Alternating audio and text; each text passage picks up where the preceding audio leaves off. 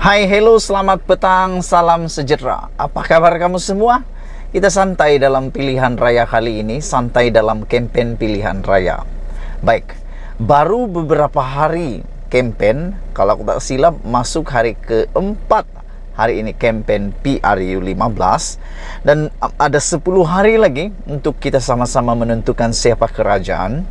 Akhirnya Khairi Jamaluddin semalam tampil dengan satu kenyataan yang aku tunggu-tunggu. Sebenarnya inilah yang aku memang tunggu daripada Khairi Jamaluddin. Khairi kata dia memang mahu dan dia bercita-cita dan dia tidak mustahil katanya kalau Perdana Menteri datang daripada Sungai Buloh.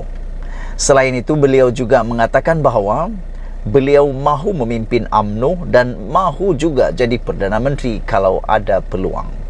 Makna kata, Khairi Jamaluddin sebenarnya mempunyai impian yang sangat besar di dalam dunia politik. Dan aku secara pribadi, aku sokong Khairi Jamaluddin kalau dia jadi Perdana Menteri. Walaupun dia daripada UMNO, daripada Barisan Nasional, aku tetap sokong dia sebagai Perdana Menteri. Namun persoalannya sekarang ialah sejauh mana peluang akan diperoleh oleh Khairi Jamaluddin. Karena sekarang ini kita lihat apa yang Khairi kata sendiri dalam beberapa hari yang lepas. Beliau kata beliau amat sukar berada di tempat yang sukar dan boleh kata beliau dalam misi yang amat besar untuk menang di Sungai Buloh. Dengan kedudukan majoriti pada PRU 14 yang lalu menghampiri atau melebihi 20.000 undi majoriti kemenangan Parti Pakatan Harapan di Sungai Buloh, ini menunjukkan bahwa Khairi Jamaluddin sebenarnya berada dalam situasi seperti bunuh diri dan dalam misi impossible. Adakah beliau dapat bertahan dan adakah Khairi Jamaluddin boleh jadi Perdana Menteri? Sebelum kita nak ulas lebih panjang tentang isu kabinet pada petang ini, tinggalkan dulu komen kamu. Adakah Khairi Jamaluddin akan ada peluang untuk mencantas walod-walod yang lain dalam UMNO untuk menjadi Perdana Menteri? Aku fikir kalau Khairi Jamaluddin boleh menang di Parlimen Sungai Buloh, beliau boleh jadi Perdana Menteri. Tapi persoalannya sekarang, bolehkah Khairi Jamaluddin menjadi Perdana Menteri? Dan adakah dia akan menang di kawasan Sungai Buloh yang merupakan kawasan kubu kuat Pakatan Harapan? Tinggalkan komen kamu. Oke, kita nak cerita sekarang tentang kabinet bayangan yang akan dibuat oleh Ismail Sabri Yaakob atau Zahid Hamidi. Persoalannya sekarang ini ialah siapa yang akan menjadi Perdana Menteri Barisan Nasional selepas kemenangan PRU. Kerana di Perikatan Nasional sudah sah dan muktamad bahwa Muhyiddin Yassin akan menjadi Perdana Menteri kalau Perikatan Nasional menang. Namun demikian, di Pakatan Harapan pula hanya juga satu yang dinamakan, yaitu Anwar Ibrahim akan menjadi Perdana Menteri kalau Pakatan Harapan menang. Dan aku fikir dua pakatan ini telah pun sepakat muktamad dan mereka tidak punya lagi pilihan lain selain daripada yang telah dinyatakan. Melainkan di GTA pun belum diketahui siapa Perdana Menteri mereka selepas pilihan raya PRU 15 ini. Yang menjadi persoalan sekarang ialah ada kawan-kawan aku kata beberapa senarai kabinet yang mereka kata akan menjadi senarai kabinet kepada Zahid Hamidi dan bukan Ismail Sabri Yaakob. Mereka kata, netizen kata, apa yang aku dengar di luar sana kata, bukan Ismail Sabri Yaakob yang akan menjadi Perdana Menteri, tetapi Zahid Hamidi. Bahkan tular di mana-mana, tular di Facebook, tular di media sosial, ada menulis bahwa mereka kata undi Barisan Nasional bermakna undi Zahid menjadi Perdana Menteri.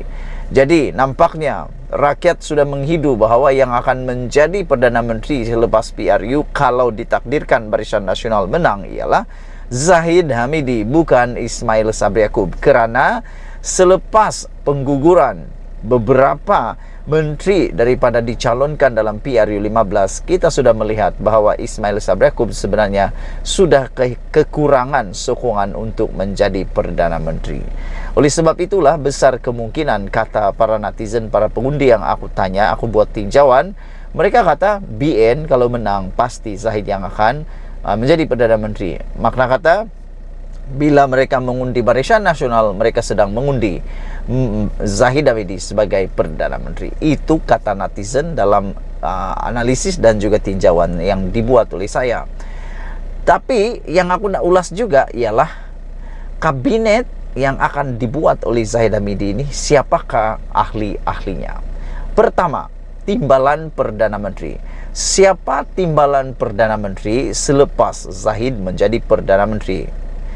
Menurut Zahid, beliau kata akan ada 3 timbalan Perdana Menteri. Bayangkan betapa hampirnya Zahid Hamidi menjadi Perdana Menteri. Ismail Sabri Yaakob tak cakap apa-apa lagi selain beliau kata nanti akan diulas atau nanti akan diberikan penjelasan selepas PRU15 kalau menang. Ismail Sabri Yaakob tidak ada bercakap langsung tentang tawaran 3 orang timbalan Perdana Menteri. Tapi Zahid sekali lagi kata baru-baru ini bahwa walaupun tidak masuk dalam manifesto, tetapi 3 timbalan Perdana Menteri akan terus diberikan keutamaan oleh UMNO dan Barisan Nasional. Adakah itu akan jadi realiti? Pertama, yang akan menjadi Perdana Menteri di Semenanjung Malaysia, aku jangka, ya mungkin Tokmat. Itu pun kalau benarlah Tokmat jadi 100% timbalan Perdana Menteri, ini juga satu kejutan sebenarnya. Kerana kalau Tokmat jadi timbalan Perdana Menteri, makna kata selepas Zahid, Tokmatlah yang akan jadi Perdana Menteri. Kalaulah Zahid disabitkan kesalahan di mahkamah, beliau akan masuk penjara dan Tokmatlah yang akan naik menjadi Perdana Menteri. Selain daripada itu, yang aku terkejut, orang kata yang akan menjadi Menteri Keuangan selepas PRU15 kalau Zahid menjadi Perdana Menteri ialah Tengku Zafrul. Aku tidak setuju sama sekali. Aku rasa bukan Tengku Zafrul yang akan menjadi Menteri Keuangan. Meskipun beliau sebelum ini dalam kerajaan sebelum ini beliau adalah Menteri Keuangan, aku fikir Tengku Zafrul tidak akan dilantik menjadi menjadi Menteri Keuangan. Yang akan dilantik menjadi Menteri Keuangan, aku jangka ialah Ahmad Maslan. Kerana Ahmad Maslan sebelum ini sudah pun pernah menjadi timbalan Menteri Keuangan ketika era Najib Tun Razak.